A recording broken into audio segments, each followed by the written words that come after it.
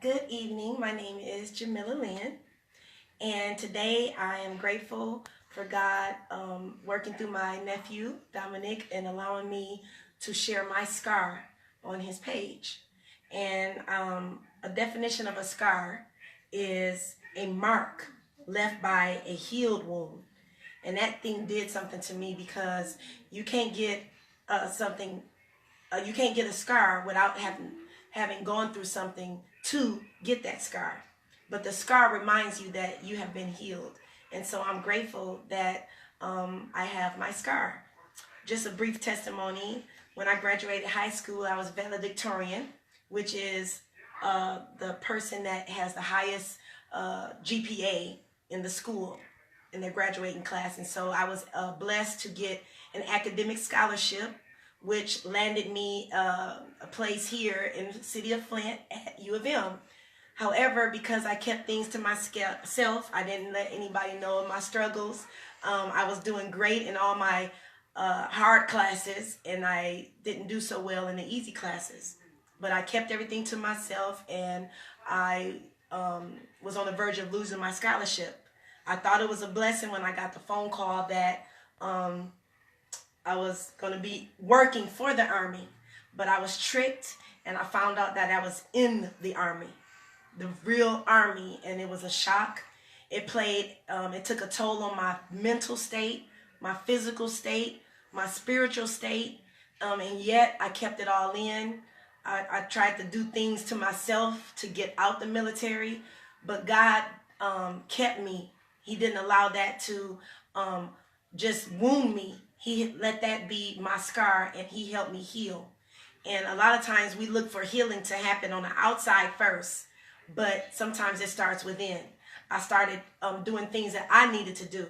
Yes, I did the requirements in the military for Uncle Sam. I kept on running. And spiritually, that's the same thing you have to do. You got to keep on running. You have to push. We had to do push-ups. You got to keep on pushing, even when you don't feel like it. You got to keep on lifting up.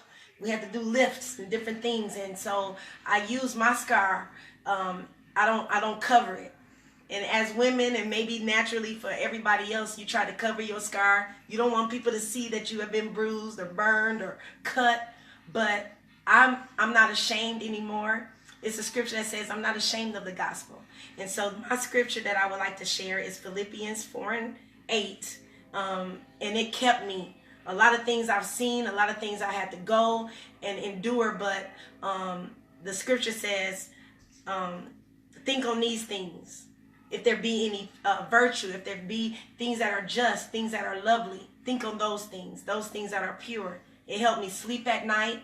A lot of friends that I know that was in the military, they suffer from PTSD, from different scars that they've endured. But to get that diagnosis, they had to open up and talk to a psychologist. And so that's one of my things I would like to share with you all. It's okay to get therapy, not just physical therapy, but mental therapy. Another scripture, and I'll be closing, but it says, but he was wounded for our transgressions, he was bruised for our iniquities. And then it goes on to say, and with his stripes we are healed.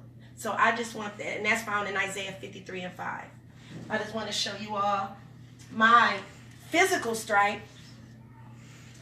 This is a decorated jacket of mine, and it's a reminder that I have been and I fought overseas in different places.